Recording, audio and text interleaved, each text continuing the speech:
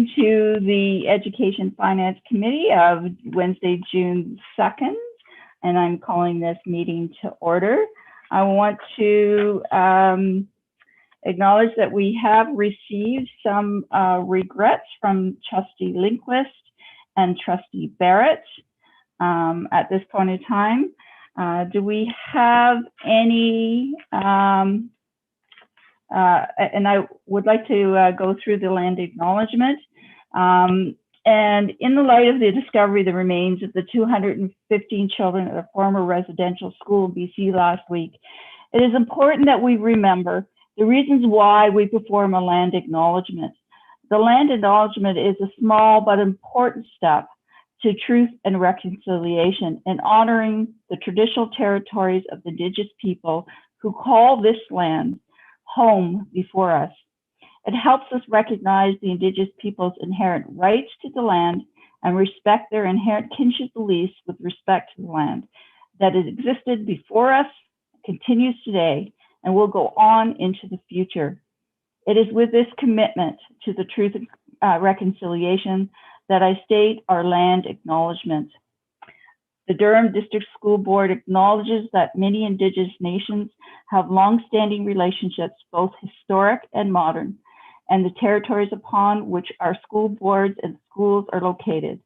Today, this area is home to many Indigenous people from across Turtle Island, North America. We acknowledge that the Durham region forms a part of the traditional and treaty territory of the Mississaugas of Scugog Island First Nation, the Mississauga peoples, and the treaty territory of the Chippewas of Georgina Island First Nation. It is on these ancestral and treaty lands that we teach, learn, and live. Okay, moving on to any declarations of the conflict of interest. Hearing none, we can approve the agenda. A motion to approve the agenda.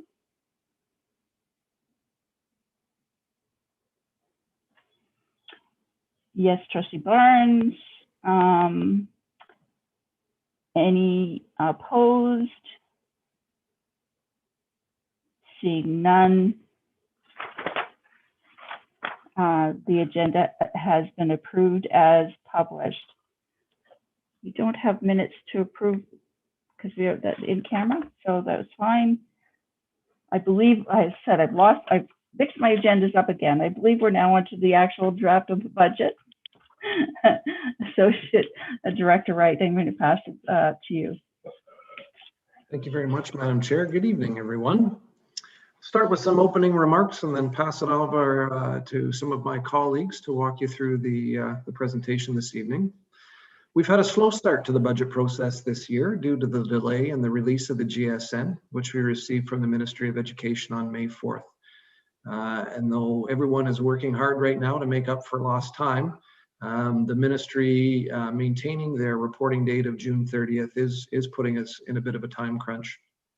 So we're happy to present the first couple of pieces of our budget to you this evening, namely our enrollment projections and our associated revenue projections, and draft expenditures will be presented at our next public meeting.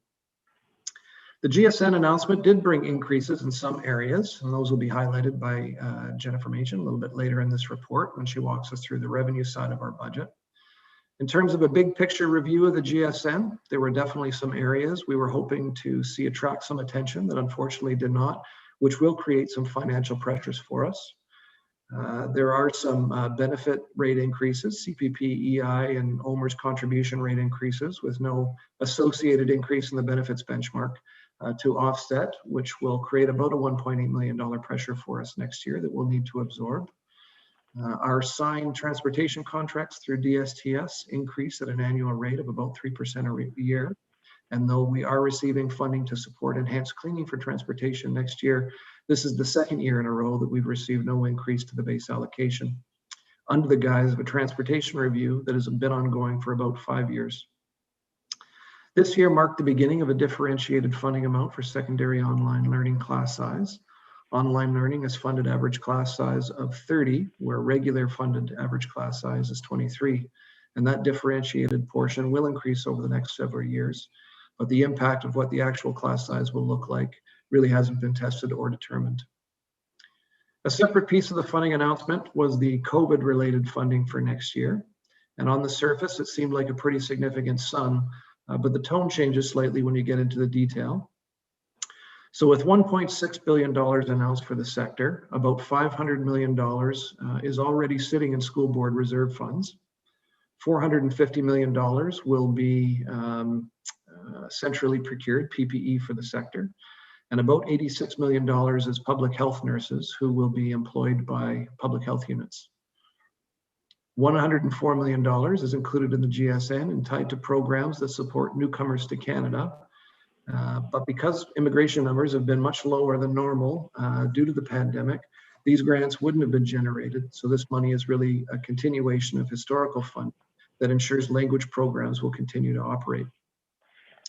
The remainder of the $1.6 billion being flowed through PPF grants, about $480 million. $40 million of that is committed for the entire school year, leaving $220 million to be budgeted for the first half of the year, and $220 million of which may be released by the government in the fall. For our board, we are expecting just over $7 million next year to support COVID-related expenses, which represents half of the announced amount, as opposed to the $24 million inclusive of accumulated surplus funds this year.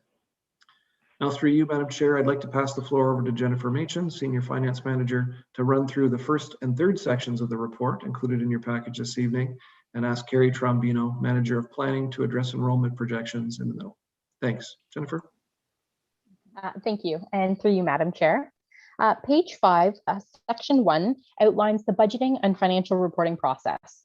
The cycle begins with OEP draft enrollment projections, which are the key funding driver. Page 6 outlines the balanced budget requirement. Simply put, that means operating revenues and expenditures balance and capital revenues and expenditures balance. Pages 7 and 8 outline a number of ministry guidelines and limitations that must be followed when completing the budget. These include special education envelope, other special purpose grant envelopes, and capital budget restrictions. I would now like to ask Carrie Trombino to present Section 2, Enrollment. Thank you, and good evening. And through you, Chair, the DDSB has witnessed a year-over-year increase in enrollments over the last few years. The final 2021 official enrollment is projecting a slight increase of just over 200 students for this upcoming school year. Our overall JK numbers for September are projected lower than normal. We expect to see a return to typical growth year over year. Projections, as you know, do not reflect all the development that will occur. Each year, as more development is registered, projections are updated to reflect the growth. Therefore, we can expect to see greater year-over-year growth throughout the next 5 years. Thank you. So beginning on page 11, Section 3 outlines operating revenue. Operating revenue categories are grants for student needs, other government grants, and other revenues. By far, the largest source of revenue is GSN revenue. This is divided into 3 main categories: Pupil Foundation Grant, the School Foundation Grant, and 15 special purpose grants, which each support a specific area of expenditure. Detailed on page 13 are a number of benchmark changes, priorities and partnerships fundings, which have been transferred to the GSN, as well as a new GSN allocation, the ESL-ELD Recent Immigration Supplement, which is meant to offset decline in enrollment due to COVID-19. Pages 14 and 15 provide line-by-line detail of operating revenue. Beginning on page 16 are details regarding change in revenue compared to the 2021 revised estimate budget. Overall enrollment increased by 396.66 FTE, generating additional revenue of about $2.0 million. 2 PPF grants were transferred to the GSN, the Specialist High Skilled Major Grant and the After School Skills Development Grant. Benchmark changes accounted for a revenue increase of approximately $6.8 million. A significant change on page 17 is the increase of $2.2 million due to the First Nation, Métis, and Inuit studies credits. This is due to the implementation of one mandatory Indigenous education course, grade 11 English. As well, I'd like to point out that the 21-22 COVID-19 Priorities and Partnerships funding of $7 million is only half of the funding provided by the ministry, and that's all we are able to budget at this time. So it's resulted in a little bit of difficulty when we're budgeting full year staffing expenses. Thank you. Thank you, Madam Chair. That is the report for you this evening. Really happy to answer any questions through you. Thanks. Okay, questions from trustees at this point in time. You could raise your hand.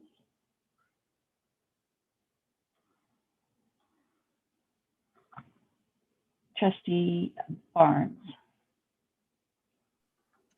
Thank you. I know we have it in our booklet, but I just wanted staff to sort of outline what exactly are some of the challenges that we are going to have to overcome next year with the budget the way it is. Through you, Madam Chair, happy to give a brief overview of the challenges we're going to face next year.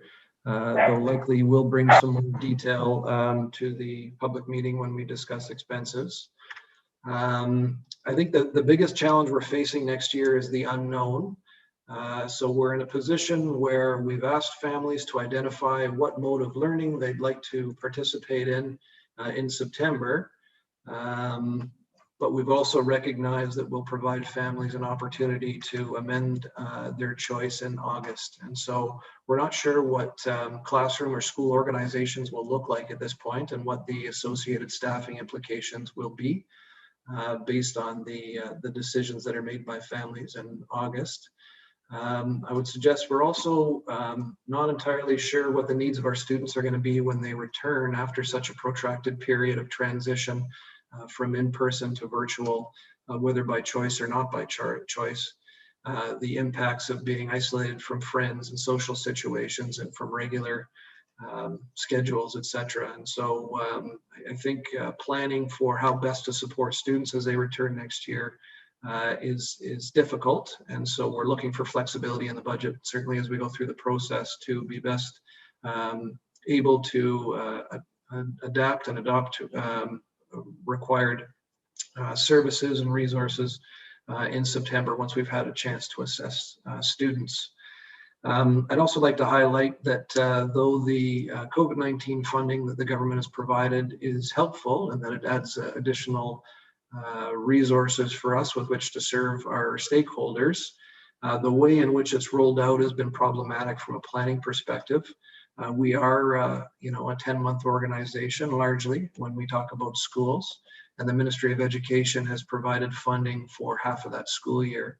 So we generally hire, our staff on a full-time basis and look to put programs and supports in place on a full year basis. And planning for half a year is difficult when you consider collective agreements, etc.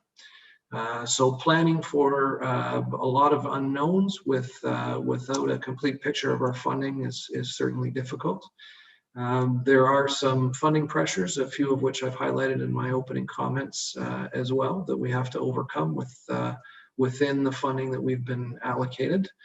So there are a number of challenges we're facing next year. The last one perhaps I'll mention is the lack of certainty around our student enrollment. In particular, kindergarten enrollment registrations for next year are much lower than what we anticipated seeing. Do think that that's a similar trend that's being seen across the province. For us, I think we're down about 600 kindergarten students. And so we expect that the students are out there, but families are waiting to see what next year might look like. And they need to feel comfortable that they're going to be walking into a safe situation with their children. So we need an opportunity to highlight that we can provide that safe space for them, and we hope that they do come for in-person learning next year. Thank you. Thank you, Associate Director Wright. Any further? I've got, Trustee Crawford. Thank you, Madam Chair. Just on the the funding part of it, and especially the special ed funding. I know we discuss this every year, but it seems that special ed is always underfunded as far as we're concerned. And the government never gives us the amount that we think we should be getting to do proper special education. What are the reasons that the government gives us dollars than we ask for? Trustee Crawford, you cut out there the last part of it, so the actual question got a little bit mixed. Could you please just repeat the question? Okay, I'm not sure what was missing, but we got everything before, and then you went, what is the reason? And then there was some. Oh, okay. What are the reasons that the government gives us that they underfund, as far as we're concerned, special education? Because it's the same story every year. We don't get enough for special ed. So what are the difference that we're talking about, and what are the reasons the government does not give us the funding that we request? So thanks, Madam Chair. I'm going to start off the response, and then maybe I'll look to my superintendent colleague, Trustee Macaulay, or excuse me, Superintendent Macaulay. So I wouldn't even say that the ministry publicly acknowledges that they underfund special education, though I would suggest that based on the experiences of 72 school boards across the province, that special education is chronically underfunded. The special education for boards is funded a number of ways. There's a per pupil amount. So there's an amount per student that goes that is to address the special education needs as an average. And then there are more specific grants within to address more specific needs, both for equipment and for student supports. I think that the increase needs that have been the reality across the province. It's been very difficult for the ministry to keep up with in terms of funding amounts. I don't think they have a good mechanism with which to address special education needs proactively. So again, I don't think the ministry has publicly acknowledged that they underfund special education. We know it's a reality, but I would suggest that the funding model itself is flawed and that it doesn't address school board needs. And with that, perhaps I'll through you, Madam Chair, ask Superintendent Macaulay to fill in the blanks. Thank Go you ahead, so much. Superintendent Macaulay. Oh, sorry. Thank you so much. Fully agree with Associate Director Wright in terms of that provincial's perspective and absence of messaging on that. The only thing two small things to add. One is in terms of the model, it takes a lens around accommodations for our students as our students are becoming more and more complex in their needs. So where we see an intersect between special education and mental health, for example, our students with autism, who for many, the pandemic of social isolation has been a preferred activity for the last 18 months. And then how do we support coming out when we re-socialize and things like that? So it's a complexity.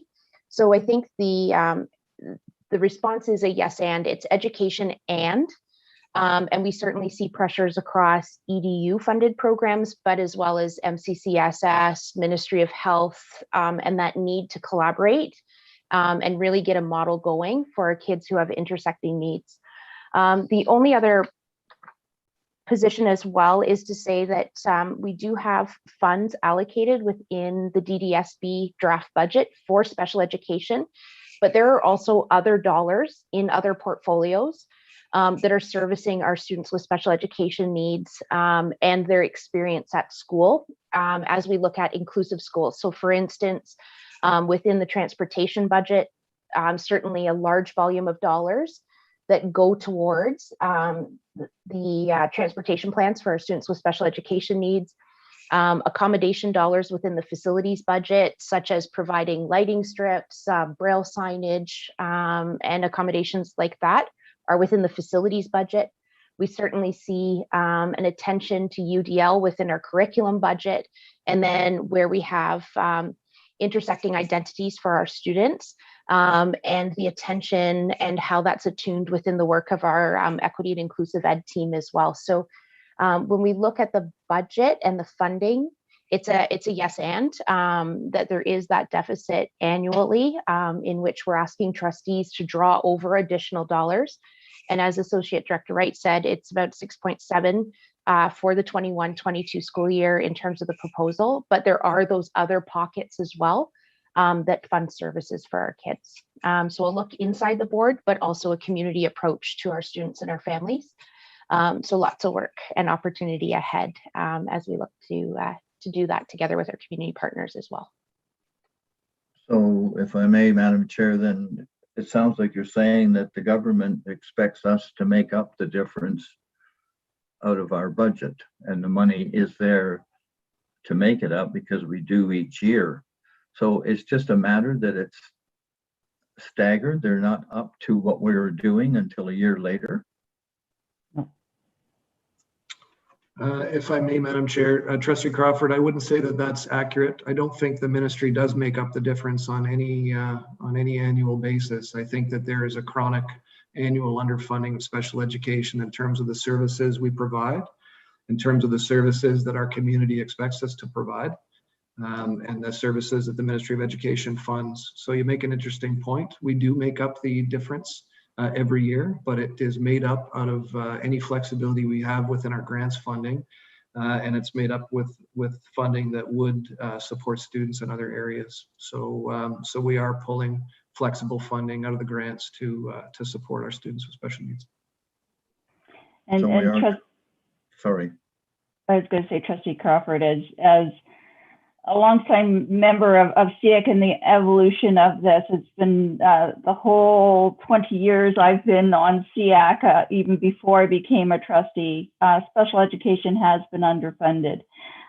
There's always, and if at one point in time we were somewhat catching up when, if you remember the intensive support amounts days, where staff had to spend a significant amount of time with applications to get the funding. It was just a lot of work, and so that's when this new funding formula that was created, that has a lot of geographical as well as socioeconomic, and using the really supposed to be the Canada Census data, which they have not been using the most recent because they don't feel it's quite accurate, because if you remember, most of that data came from the long census forms. So there's a lot of reasons why, but ultimately the Ministry of Education says how boards deliver special education is up to the boards. If you remember, not all boards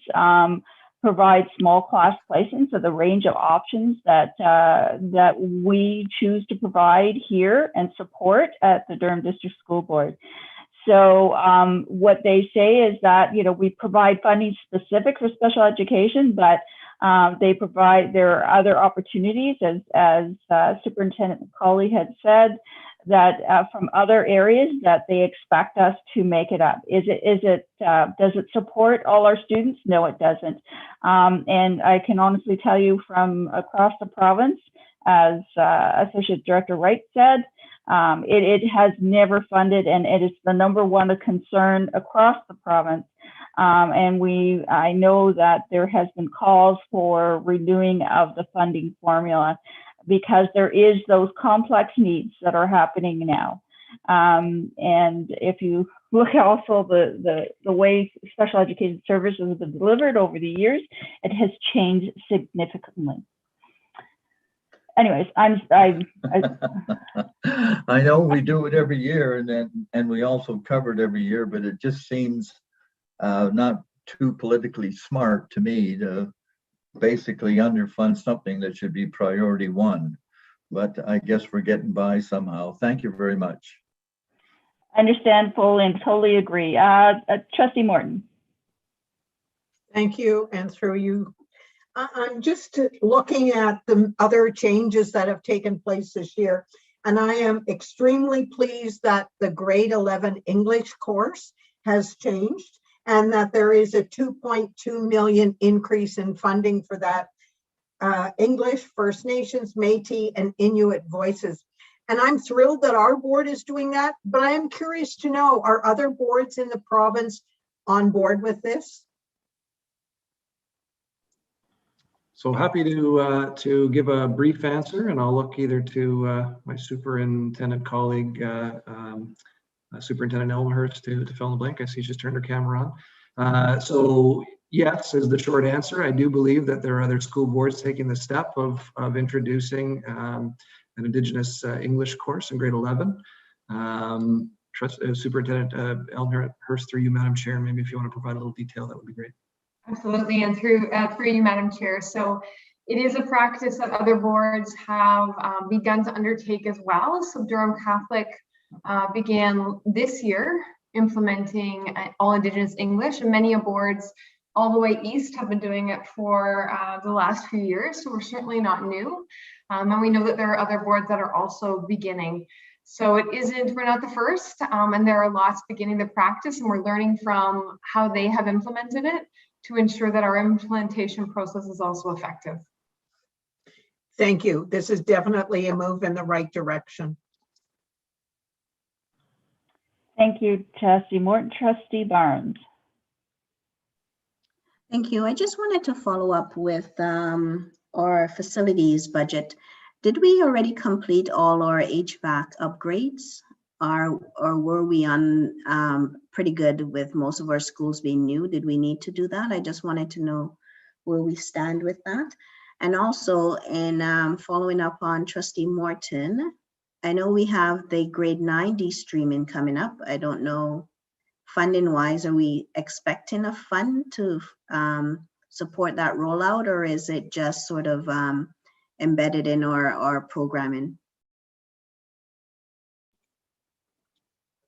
Through you, Madam Chair.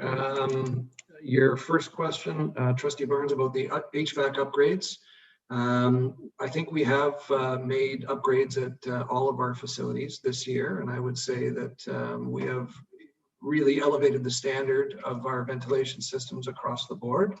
We have enhanced filtration, really is the biggest step we've taken, and we've increased the airflow out of all of our mechanically ventilated sites. So we're bringing more fresh air into the buildings on a more frequent basis, and we're filtering out smaller particles by upgrading our filters from MERV 7 to MERV 13 filters. We have purchased 270 portable air purification units, HEPA filter units, and we have installed those in areas of our schools that either don't have mechanically ventilated air or the ability to exchange fresh air on a frequent basis, or areas that just needed a little bit more support. We are currently in the process of retrofitting or installing new 2 HVAC systems at 2 of our schools. We have about $6 million in ongoing capital work to support ventilation projects. I think over the last 5 years, the board has spent about $30 million on ventilation projects, so a fairly significant sum. And it is part of the annual capital plan that we review mechanical systems and HVAC systems. So that's all the information I have on that off the top of my head. I don't know if Melissa, you have any more information through you, Madam Chair? I see Melissa shaking her head, saying that, or do you wish to speak there, Melissa? No, I was just going to say, I think you've got it covered, that we've done substantial work in recent years and continue to do some work on ventilation systems, especially through the new COVID-19 resilience infrastructure stream capital funds that were granted this year. Thank you, Melissa. Additional question, Trustee Barnes? Yes, and how does it work with our portables? I know we have changed out quite a few, but how does it work with our portables? So I would suggest that those portable ventilation units or air purification units are in a significant number of our portables to ensure that we're able to exchange air. So they wouldn't be part of the larger school-based ventilation system. and so may need the support of those portable ventilation units or portable air purification units to ensure that that the air is being filtered in portables. And your second question, Trustee Barnes, about the de-streamed math and what funding is associated with that. So off the top of my head, I just think it's the Renewed Math Strategy PPF grant. I'm not sure if the ministry has highlighted any other specific funding to support the rollout of that, but Jennifer, do you know if they have? I'm not sure, sorry. Yeah. Okay. And that's it for you, Trustee Barnes. Trustee Thatcher.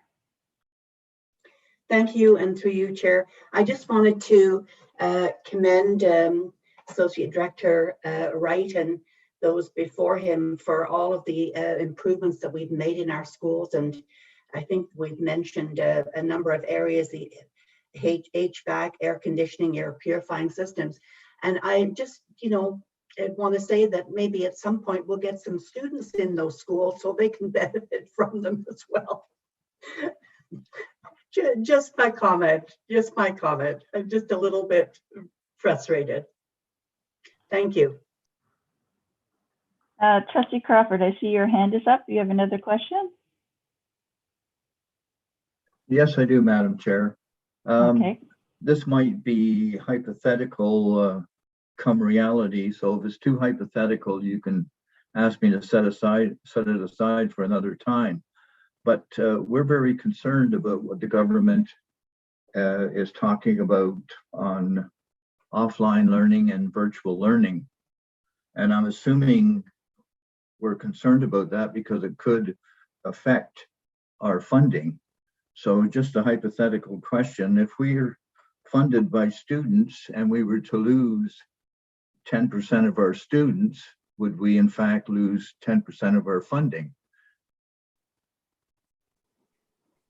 Through you, Madam Chair. Trustee Crawford, there I think are two really big pieces to your question. One is funding related, the other is pedagogically related. So I'll speak to the funding one because it's a little bit outside of my wheelhouse to speak to the pedagogical piece, but certainly there is a financial implication. So we've already seen the ministry roll out a 30-to-1 average class size for online learning, and we've seen the ministry enact legislation that requires all secondary students starting in the coming school year to have 2 online learning courses by the time they graduate. So there is a forced path here that we're seeing.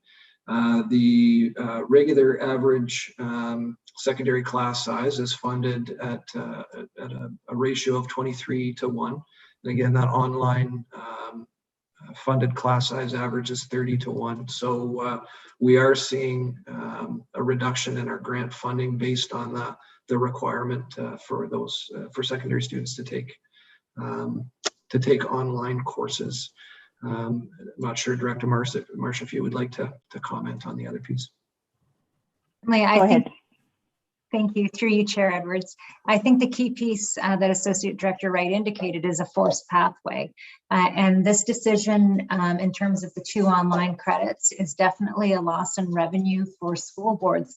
But more importantly, it is actually an indication of forcing students into a learning mode that may not meet their needs.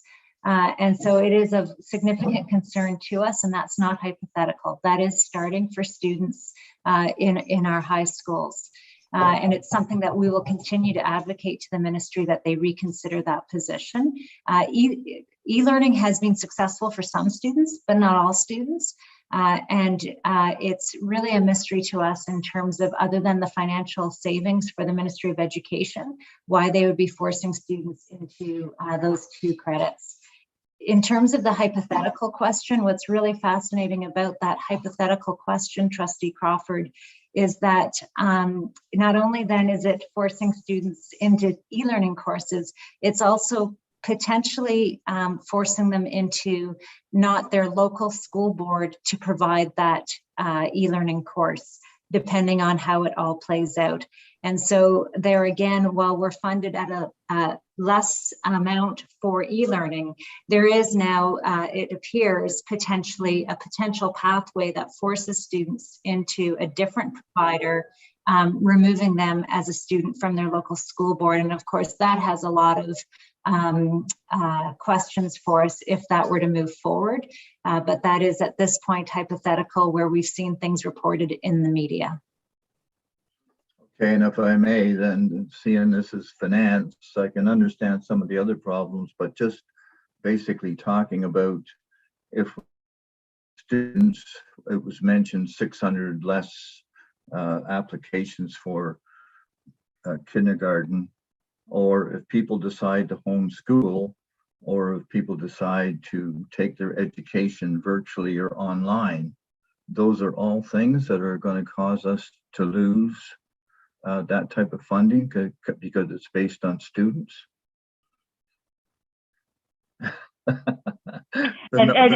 Paul and Trustee Crawford, that's absolutely correct. Because if even especially, and we were just talking about funding for special education, there is one grant that is based on enrollment. It's the special per pupil amount. So just think about it, that we will also lose that funding for special education to put us into a bigger issue as well. So because most of our funding is based on enrollment or per pupil allocation, it does have a huge impact on our service delivery and how we deliver and how we support student achievement in our board. All right, thanks for that. We're going to be taking that up later this week, so maybe it'll be a good question for me to ask then. Thank you.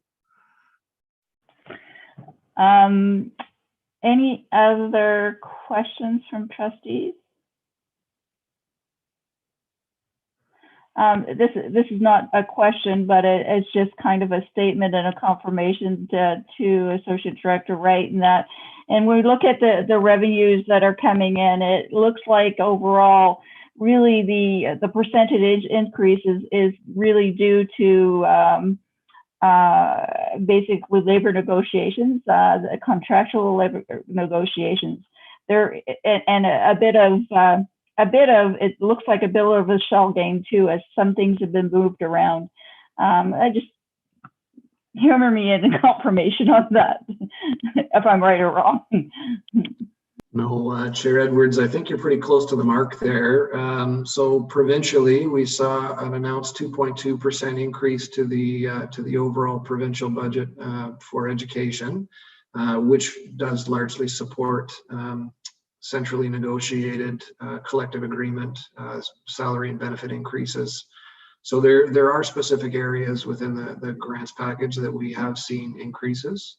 But largely the increase to our funding does support our staff and their centrally negotiated increases. Thank you. And I know it's going to be extremely difficult. You've noted the challenges, etc. But I also am very concerned, still concerned. It was brought out the last time where boards were allowed to use 2%, were authorized to use 2% of their budget from reserves to support a lot of the COVID expenses. We did that. And now next year in this budget, they're only going to be releasing half to support for us at this point in time. We contractually, a lot of the times we have to deal with a year doing the full scale planning for the full school year. It's going to be a very difficult budget to put through, and ensuring the needs of all our students, especially the increased needs of all our students because of the pandemic. It's going to be very difficult to put a budget together. But looking forward to seeing that. Any other questions from trustees? We'll go back to item 5 to approve the minutes of the March 31st Education Finance public meeting. Any errors or omissions on that? I found my agenda. Any omissions? Seeing none, can I have a motion to approve those minutes? Trustee Thatcher. Any opposed? Seeing none. But Teresa, I don't see any other business at this time. Our next meeting is June 9th. And that means at this time I see it's a call to meeting adjourned. Thank you very Everyone. much.